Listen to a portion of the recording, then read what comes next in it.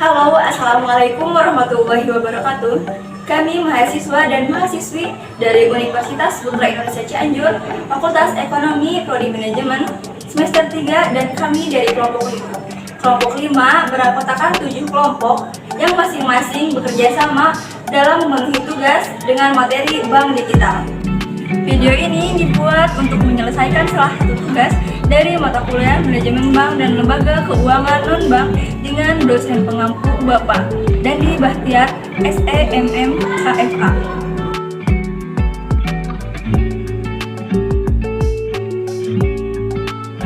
Sebelum kami masuk ke pembahasan lebih lanjut, izinkanlah kami memperkenalkan diri terlebih dahulu.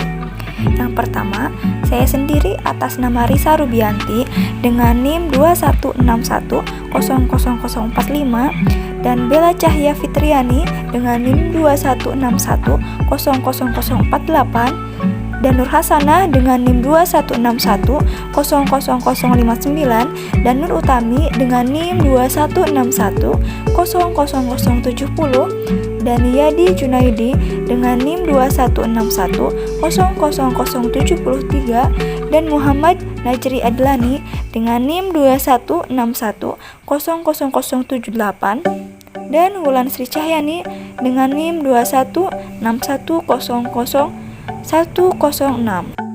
Baiklah, kami dari kelompok 5 akan mulai memaparkan materi kami dengan judul Bank Digital. Baik, saya Wulan Sri Cayanti akan menyampaikan materi pertama, yaitu mengenai dasar hukum perbankan digital. Berdasarkan pada peraturan OJK atau kepanjangan dari Otoritas Jasa Keuangan nomor 12/POJK.03/2018 mengenai layanan peraturan perbankan digital oleh Bank Umum, ditentukan sejumlah aturan yang berkaitan dengan aturan perbankan digital terkandung pada Undang-Undang Nomor 7 Tahun 1992 menjadi Undang-Undang Nomor 10 Tahun 1998 tentang perbankan. Disebutkan bahwa bank merupakan badan usaha yang menghimpun dana dari masyarakat dalam bentuk simpanan dan menyalurkannya kepada masyarakat dalam bentuk kredit atau bentuk lainnya dalam meningkatkan taraf hidup masyarakat. Jadi dijelaskan bahwa bank merupakan suatu badan usaha yang bertujuan untuk menyimpan dana dalam bentuk simpanan untuk kesejahteraan masyarakat dan disalurkan kepada masyarakat melalui bentuk kredit dan bentuk lainnya. Dan ada lagi beberapa peraturan Otoritas Jasa Keuangan atau OJK yang menjelaskan tentang perbankan. Tetapi di sini saya akan menyampaikan OJK nomor 12/POJK.03/2018 mengenai pada pasal 2 bahwa ada 2 poin yang akan saya sampaikan. Poin yang pertama yaitu bank dapat menyelenggarakan layanan perbankan elektronik atau layanan digital. Seperti materi yang disampaikan, yaitu mengenai bank digital, bahwa bank digital itu sudah mempunyai hukum dasar, yaitu pada OJK nomor 12/POJK.03/2018 pada poin pertama. Dan untuk poin kedua yaitu bank yang menyelenggarakan layanan perbankan elektronik atau bisa disebut dengan bank digital wajib menerapkan manajemen resiko, prinsip kehati-hatian, dan memenuhi ketentuan dalam peraturan Otoritas Jasa Keuangan. Jadi ketika suatu bank membuat bank digital itu harus menerapkan suatu peraturan karena bank digital itu sudah mempunyai dasar hukumnya. Baik, selanjutnya ada konsep bank digital. Konsep layanan bank digital ini memanfaatkan teknologi digital baru sebagai model aktivitas dan transaksi sehingga muncul industri bidang internet dan teknologi informasi lainnya sebagai cara yang efektif dan efisien untuk menyelesaikan masalahnya masyarakat, menciptakan kehidupan yang lebih baik bagi masyarakat, dan mempertahankan pertumbuhan ekonomi yang sehat. Hal ini memungkinkan calon nasabah bank untuk memperoleh informasi, melakukan komunikasi, registrasi, pembukaan rekening, transaksi perbankan, dan penutupan rekening, termasuk memperoleh informasi lain dan transaksi di luar produk perbankan. Antara lain nasihat keuangan, financial advisory, investasi, transaksi, sistem perdagangan berbasis elektronik, e-commerce, dan kebutuhan lain dari nasabah bank. Baik, materi selanjutnya tentang bank konvensional akan saya paparkan. Bank konvensional merupakan bank yang menjalankan kegiatan usahanya itu secara konvensional dan berdasarkan jenisnya yang terdiri atas bank umum konvensional dan bank kredit rakyat. Bank konvensional ini juga bisa dikatakan bank yang melakukan aktivitas perputaran uangnya itu sesuai dengan kesepakatan hukum nasional juga internasional yang berdasarkan hukum formil di suatu negara. Nah, untuk kegiatan usahanya itu dengan metode penetapan harga sesuai dengan tingkat suku bunga yang sudah dikeluarkan oleh Bank Indonesia. Contohnya itu seperti Bank Mandiri, BRI, BNI, BTN, dan lainnya. Untuk orientasi dari bank konvensional ini adalah keuntungan atau profit orientasi yang bisa didapat dari bunga hasil pinjaman pada nasabah atau badan usaha. Nah, untuk transaksinya dan perjanjian dari bank konvensional ini dibuat dengan dasar hukum-hukum yang tentunya positif di Indonesia. Hukum yang digunakan adalah hukum perdata dan hukum pidana yang memiliki julukan bank bebas nilai. Bank konvensional ini adalah bisa menjalankan perannya dalam perekonomian Indonesia yang sesuai dengan peraturan perundang-undangan yang berlaku. Nah, untuk fungsinya, yang pertama untuk menghimpun dana. Nah, peran yang dilakukannya ini dengan berbagai produk simpanan seperti tabungan, giro, deposito, dan bentuk simpanan lainnya.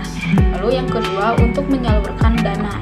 Fungsi bank konvensional ini menyalurkan dana kepada masyarakat setelah melakukan kegiatan menghimpun dana akan menyalurkan dana ini kepada pihak yang membutuhkan seperti produk simpanannya itu seperti kredit modal kerja, kredit investasi, juga kredit konsumtif.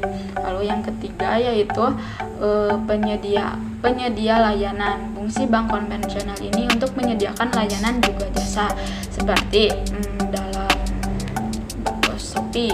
Nah, kan itu ada pembelian online. Nah, itu bisa seperti contohnya itu seperti transfer, inkasso, juga clearing.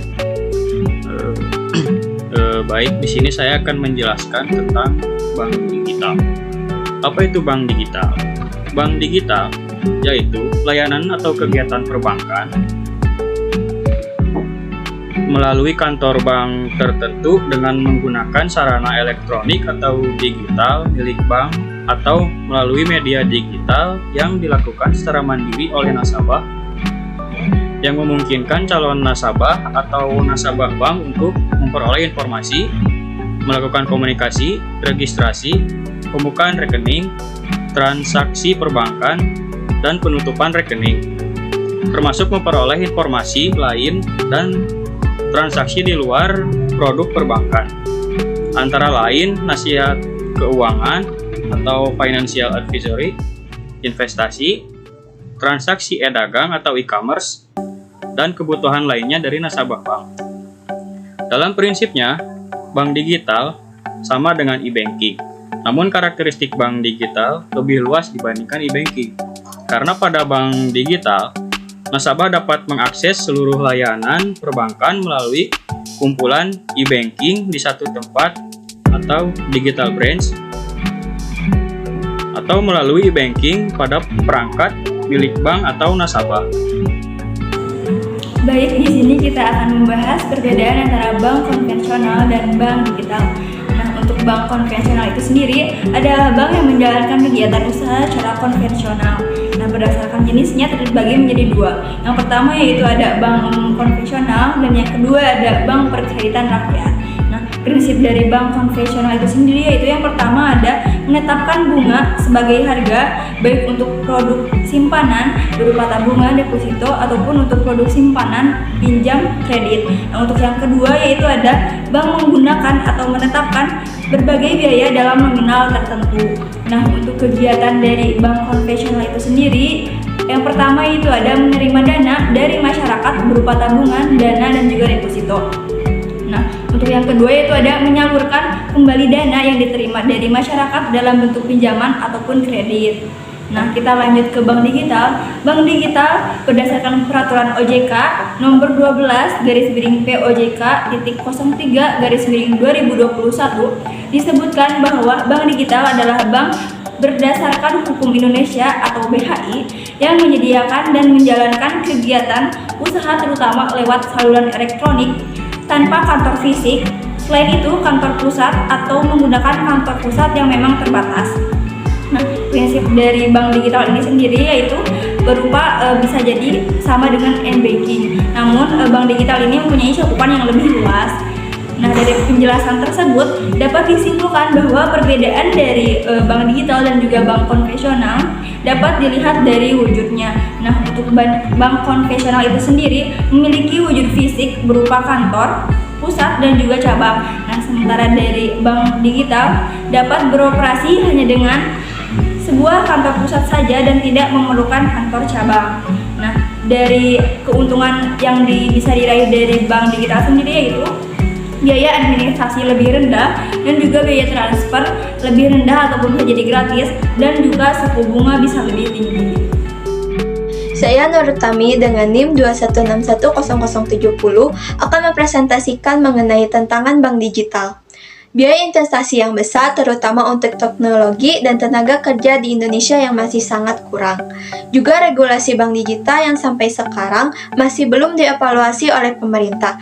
Regulasi perlindungan data digital perbankan yang belum mumpuni dan potensi kejahatan cyber di Indonesia yang sangat tinggi. Oleh karena itu, bank digital harus dapat memanfaatkan potensi yang ada dengan mengantisipasi dan mengatasi berbagai rintangan dan tantangan yang ada. Ini akan menuntut bank digital untuk menetapkan langkah strategis dan pengembangan bisnis, pengelolaan risiko, pengembangan sumber daya manusia, dan pengelolaan konteks ini harus dipandang bukan sebagai suatu jalan melainkan suatu cara yang baru untuk ditempuh oleh suatu bank digital itu sendiri. Baik, saya akan menjelaskan kesimpulan dari kelompok 5 mengenai bank digital. Kesimpulan dari kelompok kami adalah konsep transformasi dan layanan bank digital ingin memanfaatkan teknologi digital baru sebagai model aktivitas dan transaksi sehingga muncul industri bidang internet dan teknologi informasi lainnya sebagai cara yang efektif dan efisien untuk menyelesaikan masalah di masyarakat. Hal ini memungkinkan calon nasabah bank untuk memperoleh informasi melalui komunikasi, registrasi, pembuatan rekening, transaksi perbankan, dan penutupan rekening, termasuk memperoleh informasi lain dan transaksi di luar produk perbankan, antara lain nasihat keuangan atau financial advisory, investasi, transaksi sistem perdagangan berbasis elektronik, e-commerce, dan kebutuhan lainnya dan nasabah bank. Baik, itu kesimpulan dari kelompok kami. Wassalamualaikum warahmatullahi wabarakatuh.